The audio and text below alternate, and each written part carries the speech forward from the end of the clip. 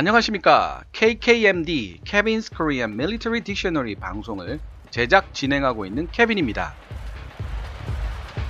Kevin's Korean Military Dictionary의 줄임말인 KKMD 방송을 제작하고 있는 제가 밀리터리 분야의 전문가는 아니라는 사실은 이미 다들 알고 계실 것입니다.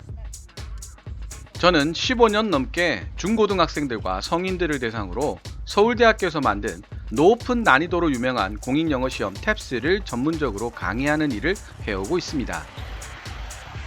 제가 개인적으로 생각하고 있는 KKMD 방송의 목표는 이렇습니다. 비록 제가 밀리터리 분야에 대한 지식은 많지 않지만 영어라는 언어를 이해하고 공부하는데 누구 못지않은 시간과 노력을 쏟아부었다고 생각합니다. 그리고 언어의 한계 때문에 더 알고 싶고 더 많이 보고 싶은 부분에 해외 뉴스를 마음대로 보지 못하는 경우가 부지기수인 것이 현실입니다.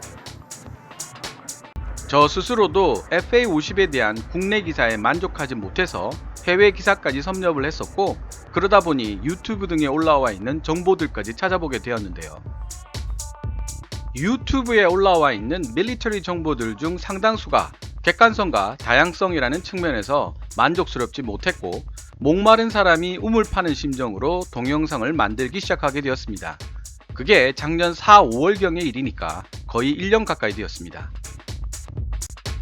KKMD는 최대한 정치색을 배제하고 있습니다. 기사 내용과 제 개인적인 사견은 철저히 분리해서 전달하고자 노력하고 있으며, 저 스스로 항상 공부해서 동영상을 만들고 있습니다. 제가 공부해서 아는 것이 늘어나는 만큼 KKMD도 더 좋은 방송으로 거듭날 수 있게 되겠지요. 앞으로도 이런저런 좋은 소리, 안 좋은 소리 들어가며 유튜브 방송을 만들 각오는 되어 있습니다. 다만 좌우 이념을 떠나 서로의 생각과 의견을 이성적으로 나눌 수 있는 토론의 장을 만들 수 있으면 좋겠다는 개인적인 희망은 늘 잃지 않고 있습니다. 오늘 전해드릴 외신은 미국 국방 전문 매체인 National Interest에서 2018년 9월 6일에 게재한 기사 내용입니다. 기사 제목은 North Korea's Air Force, a threat or a total joke? 북한의 공군력, 위협인가 아니면 완전한 웃음거리인가 입니다. 영어 공인시험인 탭스를 강의하다 보면 이런 제목을 지닌 지문들은 보통 반전을 지니고 있습니다. 즉, 우리 생각에 북한 공군력이 시원찮게 보일지는 모르지만 우리가 잘 모르는 위협적 요소를 지니고 있다는 반전 말입니다. 이 해외 기사를 통해 그런 반전이 무엇인지 한번 알아보도록 하겠습니다. 조선인민군 항공 및 반항공군 제1017 군부대와 제458 군부대 전투 비행사들의 도로 비행장에서의 리착륙 비행 훈련을 현지에서 지도하셨습니다.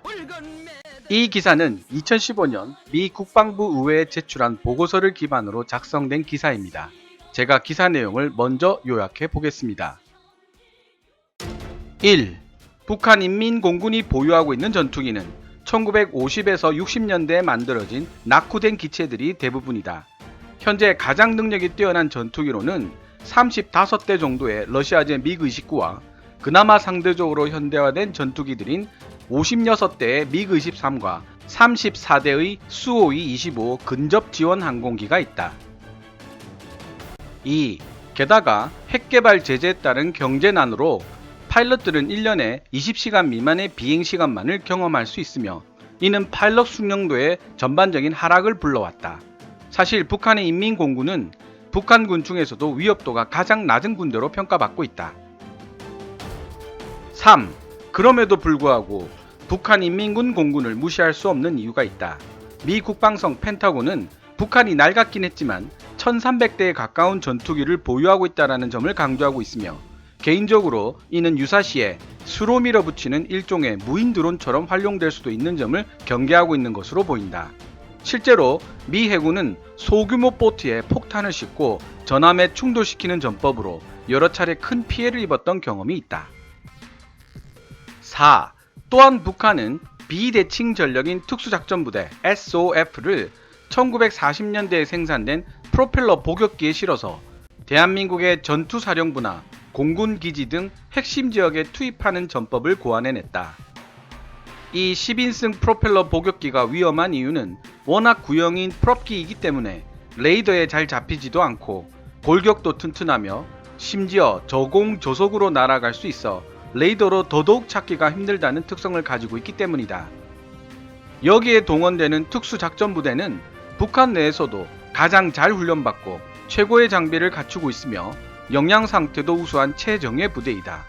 이러한 특수작전부대 SOF가 레이더에 잡히지 않으면서 저공으로 날아오는 프로펠러기로 대한민국 주요 군시설에 잠입한다면 생각보다 큰 타격을 받을 수도 있다. 5. 따라서 단순히 공군력 자체만 보면 북한은 형편없는 공군력을 지니고 있지만 비대칭 전력인 특수작전부대의 존재가 중요 변수가 된다. 게다가 북한은 재래식 무기로 대한민국에 뒤처지는 순간부터 중요 자원을 대공방어망에 투자해왔다. 기사 내용은 이 정도로 요약이 되겠습니다. 그러면 기사 본문을 해석해 보겠습니다. 언제나 그렇듯이 기사 본문은 노란색 글자의 빨간 테두리로, 제 개인적인 의견은 하얀 글자의 까만 테두리로 강조됩니다. 북한의 조선인민군 공군은 아마도 북한군 중에서 위협도가 가장 낮은 군대일 것이다. 그러나 기술적으로 낙후되었고 조종사들의 1년 총 비행 시간이 20시간이 안 되는 탓으로 서구 공군의 숙련도에 비한다면 턱없이 떨어지는 수준의 숙련도를 지녔지만 조선인민군 공군 KPAAF는 몇 가지 장점을 지니고 있다. 많은 북한 시설들과 마찬가지로 대부분의 조선인민군 공군기지는 공습을 견디기 위해 매년 더 강화되고 있으며 비록 낡긴 했지만 많은 수의 전투기를 보유하고 있다는 점이다. 과거 소비에트 시대의 유산인 1300대 이상의 구형 항공기로 구성된 북한 공군이 북한의 영공을 방어할 책임을 지고 있다고 미 의회에 제출된 2015년 북한 군사력에 대한 미 국방부 보고서가 밝히고 있다. 북한 공군의 또 다른 임무는 특수작전부대 SOF의 투입, 운송, 물류 지원, 정찰 및 북한 인민지상군을 위한 전술항공 지원을 포함한다. 그러나 공대공 전투를 담당해야 할 대부분의 전투기 부대의 기술적 열세와 융통성 없는 방공포병사령부의 통제 구조 때문에 북한의 대공 방어 체계는 주로 지대공 미사일 SAM과 대공포 AAA에 의존한다. 북한은 아주 소수의 현대적 전투기를 보유하고 있다. 그중 가장 능력이 뛰어난 것이 바로 평양에 있는 35대 정도의 미그-29이다. 그 이외의 상대적으로 현대화된 전투기들로는 56대의 미그-23과 34대의 SU-25 근접 지원 항공기가 있다. 그러나 평양의 무기고를 채우고 있는 압도적 다수의 전투기들은 1950년대와 1960년대에 만들어진 고전적인 기체들로 구성되어 있다. 북한인민공군의 가장 유능한 전투기는 1980년대 후반 소련에서 획득한 미그-29와 미그-23 및 SU-25 지상 공격기입니다. 그러나 대부분의 항공기는 성능이 떨어지는 미그-15, 미그-17, 미그-19 그리고 미그-21 등입니다. 라고 미 국방부 보고서는 밝히고 있다. 북한은 또한 약 20대의 Mi-24 하인드 무장 헬리콥터를 보유하고 있지만 평양의 재래식 무기 능력이 점점 떨어지면서 이 은자의 왕국은 특수작전부대 SOF에 초점을 맞추고 있다. 북한의 인민공군은 병력 수송과 지상 공격에 사용될 수백 대의 헬리콥터를 갖추면서 몸집을 더 키웠는데 이 헬기 부대는 주로 소련과 폴란드의 합작으로 만들어진 Mi-2 허플라이트로 이루어져 있고 일부는 1985년 미국 수출 통제를 우회하여 얻은 미국산 MD-500 헬리콥터를 포함하고 있다.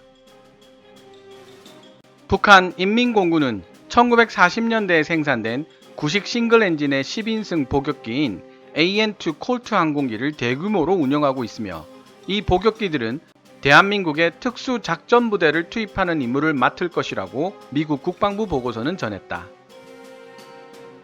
오래되었지만 AN-2는 튼튼한 구조를 갖추고 있는 데다가 낮은 레이더 횡단면 보유 능력 및 레이더를 피해 낮고 느리게 비행할 수 있는 능력까지 갖추고 있어 지금까지도 효과적인 특수작전부대 지원기로 평가받는다. 북한의 특수작전부대는 북한 인민군 중에서도 가장 잘 훈련되고 장비가 잘 갖춰져 있으며 역량 상태도 우수한 동시에 동기부여가 잘 되어 있는 부대 중 하나입니다. 북한의 재래식 무기 역량이 한미 양국에 비해 현저하게 감소됨에 따라 북한은 특수작전부대 능력을 비대칭 억지력의 필수 불가결한 요소로 인식하고 있습니다. 라고 이 보고서는 언급하고 있다. 북한 특수작전부대는 AN2 콜트 또는 헬리콥터에 의해서도 공수될 수 있고 아니면 해상 투입 플랫폼으로 운송되거나 직접 도보로 걸어서 혹은 DMZ 지하 땅굴을 통해 이동하여 한국의 지휘 통제소나 공군 기지 같은 고가치 목표를 공격할 수도 있다고도 밝혔다. 사실 북한의 공군력이 원시적이라는 것은 인정해야겠지만 그렇다고 북한 공군을 절대로 무시할 수는 없다. 만약 그들이 뛰어난 지휘관을 만나 그에 의해 이끌어지는 경우 수십 년 동안 목표로 삼고 훈련해온 전투에서 그들은 여전히 적에게 상당한 피해를 입힐 수 있는 능력을 갖추고 있다고 할 것이다. 이상 내셔널 인터리스트의 북한 공군력에 대한 기사 내용이었습니다. 자만은 절대적으로 위험합니다. 자만은 위험한 대상에 대한 경계심을 무너뜨리며 불필요한 약점을 만들어주는 결과를 초래합니다. 인류 전쟁사를 살펴보면 상대방을 자만하게 만들어서 무너뜨린 사례들이 얼마나 많은지 모릅니다. 북한은 앞으로 우리와 하나가 되어야 할 대상인 동시에 현존하는 강력한 위협이기도 합니다. 우리가 틈을 보여주면 오히려 그들을 자극하는 결과를 가져올지도 모르죠. 개인적으로 북한과의 평가적 관계가 무엇보다도 중요하다면 그들이 감히 딴 생각을 하지 못하게 만들 힘을 기르는 것도 중요하다는 생각을 합니다. 사람의 마음이란 유리할 때와 불리할 때 그야말로 간사하기가 이를 데 없으니까요. 게다가 북한과 하나가 된 이후에 우리에게 잠재적 위협 대상이 될지도 모르는 나라들은 그야말로 초강대국들입니다. 따라서 우리들은 절대 자만하지 않을 것입니다. 아니, 자만을 할 수가 없는 상황입니다. 그들이 우리를 함부로 눌러대지 못하도록 단단한 가시를 온몸에 두른 고슴도치가 되어야 하지 않겠습니까? 자주국방에는 좌우가 없다 고 말씀하셨던 어떤 분의 말씀이 생각나네요. 여러분의 의견은 어떠십니까? 다음 방송 예고입니다. 본 시리즈 2부로 생각하고 있는 그 다음 기사의 제목이 F-35s vs North Korea. Who wins the battle for the sky in a second Korean War? F-35 대 북한 제2차 한국전쟁에서 공중전의 승리자는 누가 될 것인가? 이고요. 3부로 생각하고 있는 것이 바로 우리나라의 대공방어망에 대한 해외 언론의 시각입니다.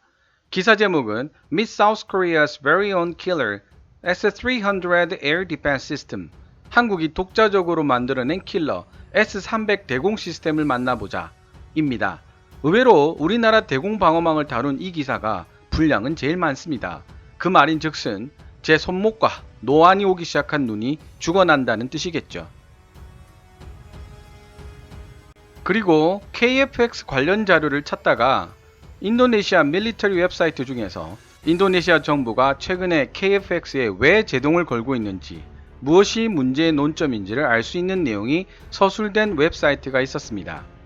인도네시아어로 구성되어 있는 웹사이트라 일단 영어로 바꾼 뒤 다시 재번역을 해야만 했었는데요. 이 자료도 분량이 방대해서 언제쯤 번역 작업이 끝이 날지 알 수는 없지만 시청자 여러분들께 꼭 소개해드리고 싶은 자료라 미리 예고해드립니다.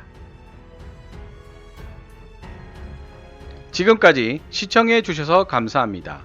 Kevin's Tabs Channel